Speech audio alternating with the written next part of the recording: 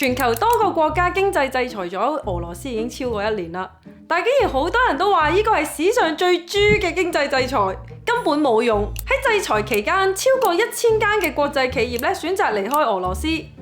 既然咁多公司離開咗，你可能以為今次俄羅斯實係好大鑊啦。但係隨住佢哋國內出現象徵度極高嘅 CFC、Starbucks Coffee、McDonald，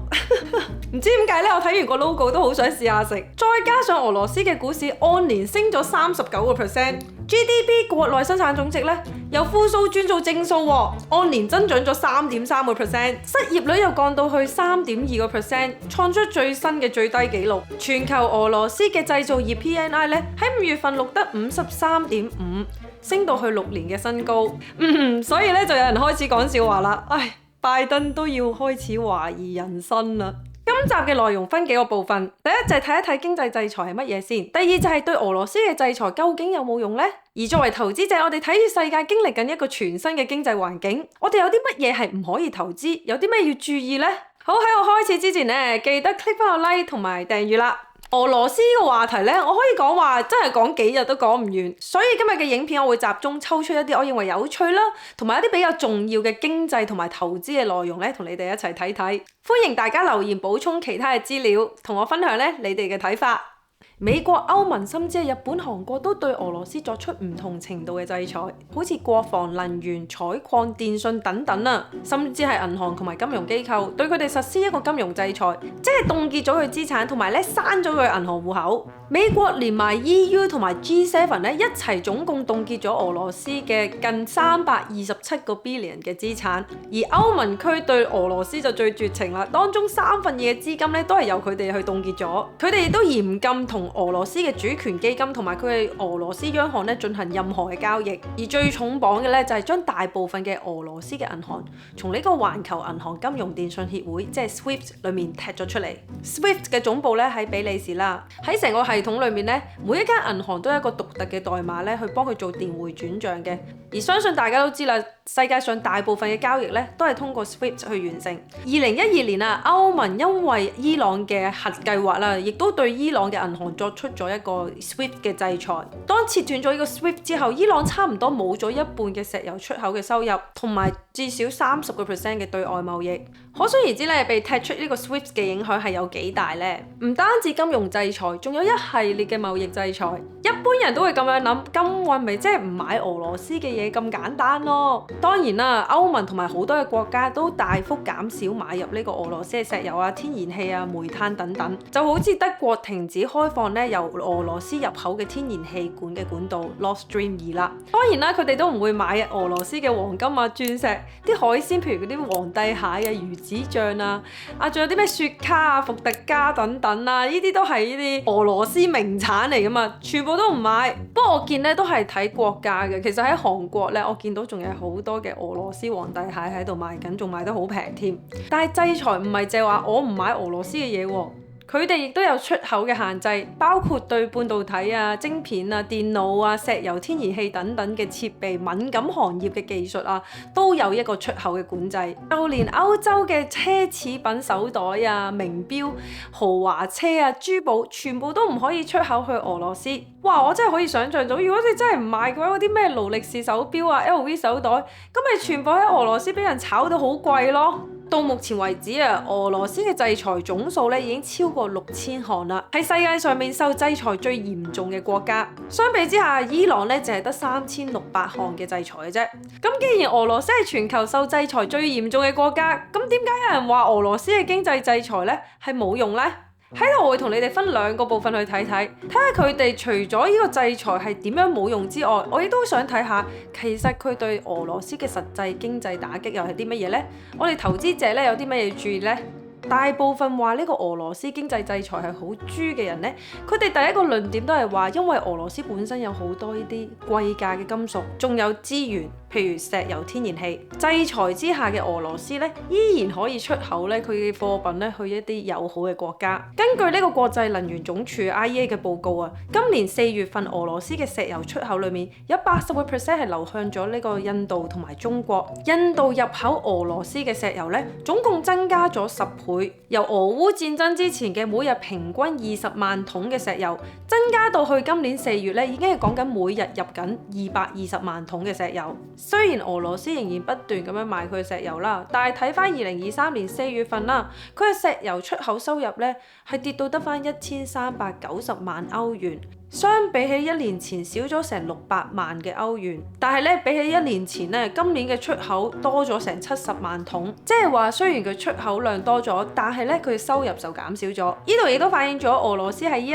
年裏面咧，可能以一個大減價嘅形式將佢嘅石油咧出口去到中國同埋印度。而單單喺今年嘅頭5個月裏面，中俄嘅雙邊貿易咧就按年增長咗40.7%。印度係全球第3大嘅石油進口國，所以對俄羅斯嘅石油咧係有極大嘅需求。印度喺俄羅斯嘅進口額咧，比起1年前咧激增咗383%，而喺呢啲同中國同埋印度嘅交易裏面，除咗用美元之外，佢哋仲用其他嘅貨幣去結算嘅，譬如用阿拉伯聯合酋長國嘅 Dirham， 仲有其他嘅結算系統，譬如 SPFS 啦，仲有 CIPS。而同時，世界上面好多嘅公司或者國家咧，仍然將佢哋嘅商品通過第三方嘅國家咧，再出口去到俄羅斯，即係咧通過啲冇制裁俄羅斯嘅國家啦。根據報道指出啦，大部分嘅俄羅斯嘅鑽石其實都被運到去呢個印度或者其他嘅國家進行呢個打磨。一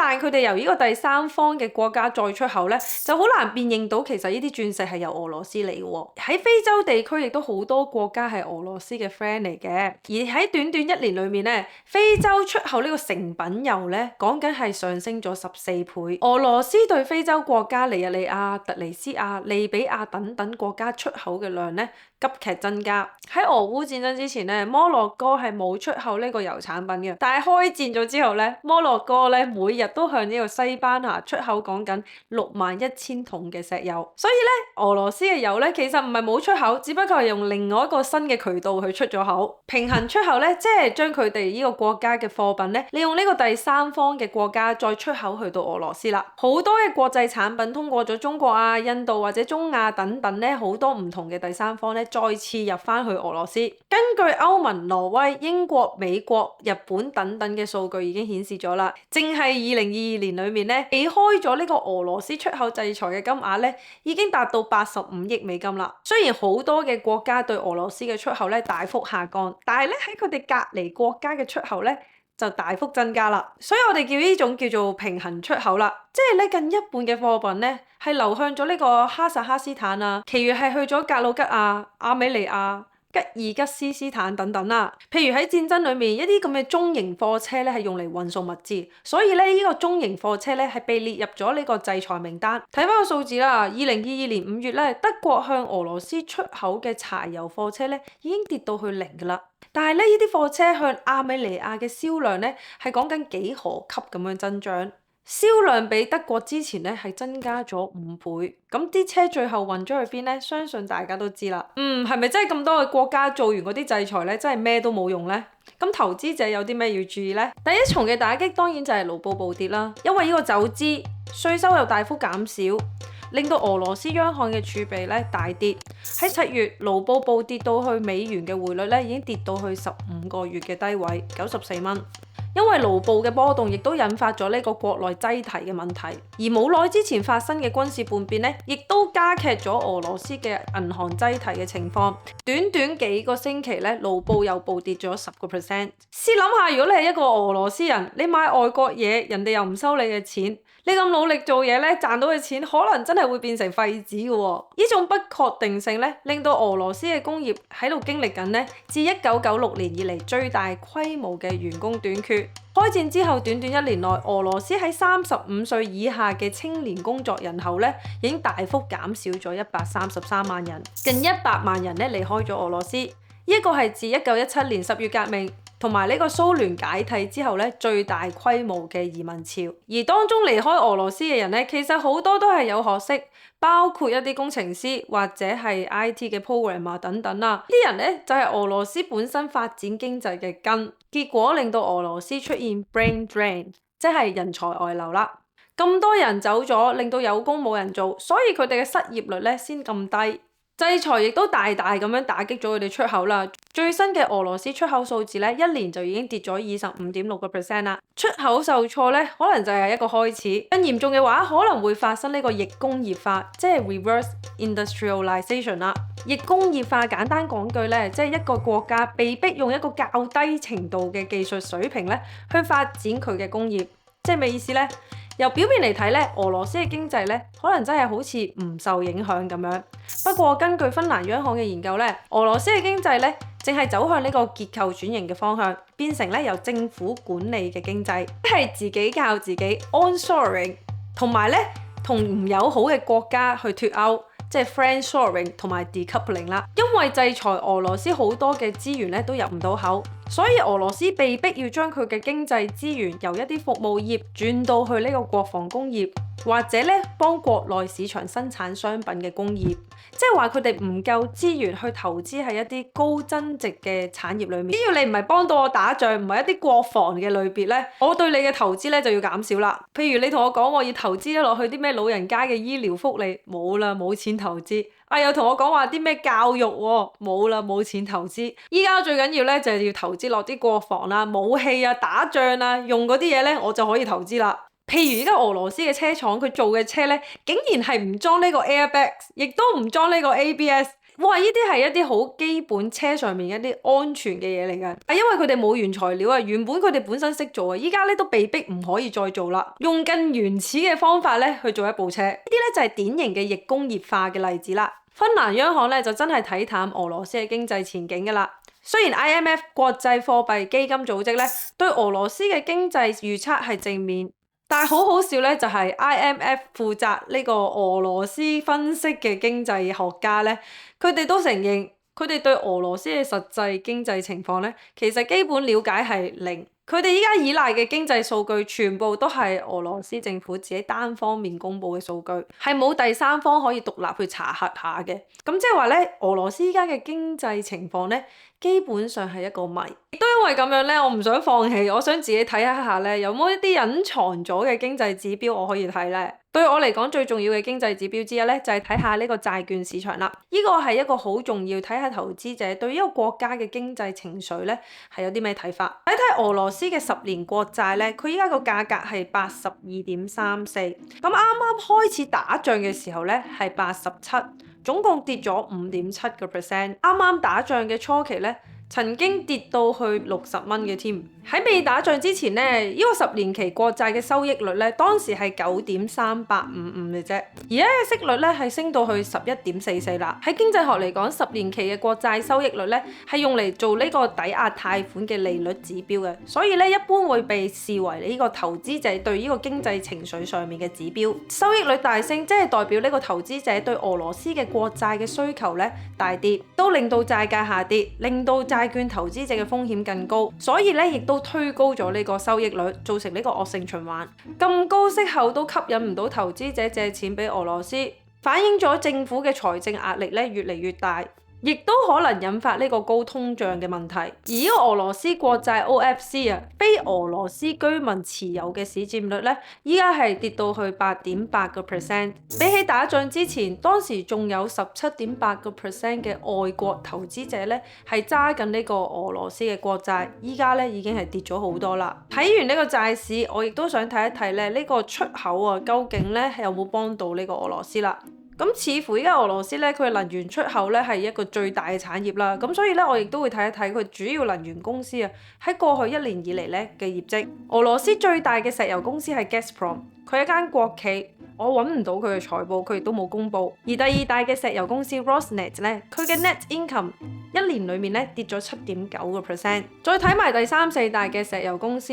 Lukoil 同埋 Transnet 咧，佢哋由2022年開始啦，打仗之後咧喺倫敦交易所 delist 咗之後咧，就冇再公布佢哋嘅財務報告啦。所以基本上咧，除咗俄羅斯自己人之外咧，係冇人知道佢哋而家石油能源出口咧到底賣咗幾多錢，賺咗幾多。咁對俄羅斯嚟講，呢個唔友好嘅國家咧，亦都實在太多啦。比俄羅斯 unfriend 咗嘅發達經濟體咧，佔緊呢個全球經濟講緊50% 以上。而佢哋大部分喺全球嘅研究啊或者創新科技裏面咧，佔嘅份額係極之大。根據呢個芬蘭央行嘅資料顯示啊，截至去到2021年年底啊，俄羅斯有90% 以上嘅外國直接投資資金，即係 FDI 咧，係由呢啲所謂嘅 unfriend 咗嘅國家咧係投資落去。因為冇咗呢咁大筆嘅資金投資落去俄羅斯咧，其實對佢嘅影響打擊係非常之大。而就算佢出口賣嘢去到佢嘅 friend 嘅國家手上咧，佢都可能要大減價咧，人哋先肯同佢買。咁最後佢哋嘅利潤夠唔夠支持自己嘅 GDP 嘅增長呢？依家俄烏戰爭打到幾時先至會完呢？冇人知。咁隨住成個戰爭不停咁樣拖延啦，佢哋嘅公共支出咧，淨係會有增無減嘅啫。但係咧，佢哋嘅法國債嘅融資成本咧又咁貴，而且又越嚟越少嘅投資者肯借錢俾俄羅斯，外匯儲備咧有機會咧亦都會大受影響。俄羅斯亦都可能咧無可避免咁樣陷入呢個增長放緩，亦都係頭先我所講嘅逆工業化啦。但係當然啦，依家真係冇人知佢哋嘅真實儲備有幾多，全部嘅數字咧都係由佢自己官方去公佈嘅啫。所以咧，我哋呢度頭先做嘅分析咧，都係一個根據一啲數字去做一個猜測嘅啫。咁對我嚟講，投資者要注意邊一啲產業嘅影響更大，而未來咧喺一個全球經濟碎片化嘅新環境之後，咁多嘅國家 decoupling 啦，咁我哋投資上面咧又要有啲乜嘢要留意咧？咁好多人都話啦，最受影響嘅企業之一咧就係波音，因為咧波音咧由打仗開始，波音公司咧其實早喺上年咧就表示可能會失去好多架飛機嘅訂單，而佢哋咧亦都暫停由俄羅斯入口一啲咧製造飛機嘅材料。單一年裡面，因為戰爭咧，佢哋嘅資產咧就被剔除咗212個 million 啦。而波音咧亦都暫停咗喺俄羅斯嘅業務營運。公司咧表示呢個戰爭對佢嘅業務同埋財務咧係產生負面嘅影響。不過我自己睇啦，波音作為全球最大嘅飛機製造商，而且佢哋亦都有供應呢個美國嘅軍機同埋海外嘅軍機，所以其實基本上打仗咧，亦都相對增加咗咧每個國家嘅國防開支啦。所以另一方面咧，亦都對波音公司係有利嘅。而喺疫情完咗之後咧，全球嘅航空業咧都係急速增長，極大需求。佢哋嘅收入咧已經按年咧增加咗18%。Operating cash flow 即係營業現金流咧，亦都有上升。但係公司到 Q2 咧，暫時仍然未走出呢個蝕錢嘅情況。喺呢個咁貴人工啦，同埋高通脹嘅壓力之下，佢哋嘅 operating margin 咧今季亦都做得幾差。咁但係相信咧未來咧喺後疫情嘅情況之下咧，同埋通脹都會預期回落嘅情況之下，我睇佢哋嘅公司嘅業績咧喺未來嘅增長性會較高嘅。咁當然啦，呢一個就唔係投資建議，投資有風險咧，入市之前你要自己做好功課啦。我呢個課程咧有教到點樣做呢個財務數據嘅分析，亦都有教咧做呢個 DCF 嘅股票估值模型。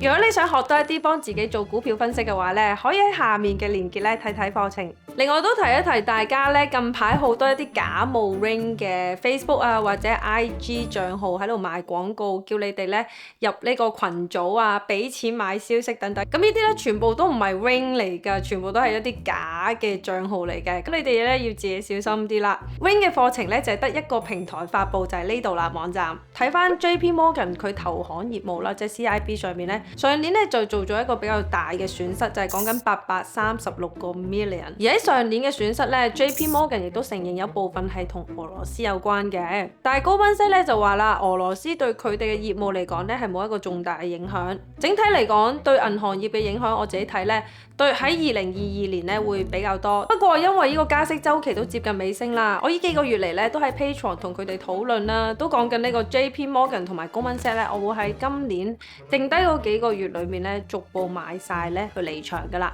但係賣貨嘅原因咧就唔係因為俄羅斯。至於石油股裏面咧，呢個產業對我嚟講係影響最大嘅。俄羅斯咧係講緊全球原油產量咧係佔13%，係繼中東 OPEC 之外咧最大嘅石油出口國。咁大部分嘅石油巨企咧，其實喺戰前啊都喺俄羅斯有業務嘅，好似埃克森美孚咁樣啦。喺2022年咧，佢哋退出咗呢個俄羅斯市場，因為咁亦都剔走咗34億美元嘅資產。Shell 亦都退出咗所有嘅俄羅斯業務，總共損失咗咧41.7億。咁我自己咧就唔係太中意投資喺一啲對環境保育咧唔係咁好嘅石油股嘅。咁如果睇咗我一段時間嘅觀眾都知我冇講過石油股咁滯。一場疫情同埋一場戰爭咧，呢個能源安全嘅問題，依家俾世界上面好多嘅國家，尤其是歐美咧，視為一個最重要嘅經濟議題。其實打仗之後咧，好多歐洲嘅家庭啦同埋公司咧轉用咗呢個太陽能。2022年咧嘅太陽能發電量咧係講緊1年前嘅3倍。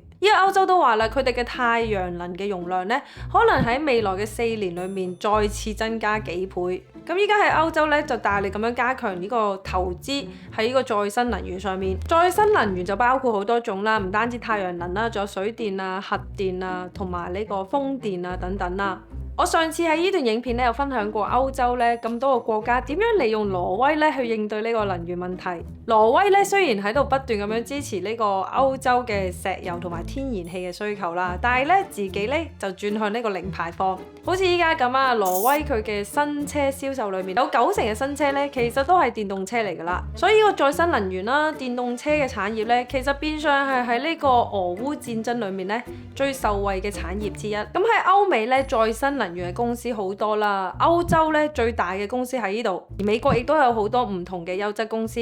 要學下點樣分析公司啊，做估值同埋乜嘢係入市時機嘅話咧，可以參考下面嘅課程連結啦。當然啦，踏入呢個 globalization 同埋 decoupling 咧，一個全新嘅世界環境。更多嘅 onshoring 即係代表全球嘅低通脹嘅時代咧，可能要結束。不過咧 AI 咧就係一個好好嘅 decoupling 嘅投資。上次我呢段影片咧有分享過唔同嘅睇法啦。而除咗人工智能之外啦，我之前有提過5大最成熟嘅自動化產業咧，都可能會受惠嘅。第一就係科技啦，亦都有汽車製造、零售同埋醫療啦。留言話俾我聽，你覺得喺呢個俄羅斯制裁期間，邊一啲嘅產業係最受影響，而有邊啲嘅產業咧係有投資嘅機會呢？拜拜。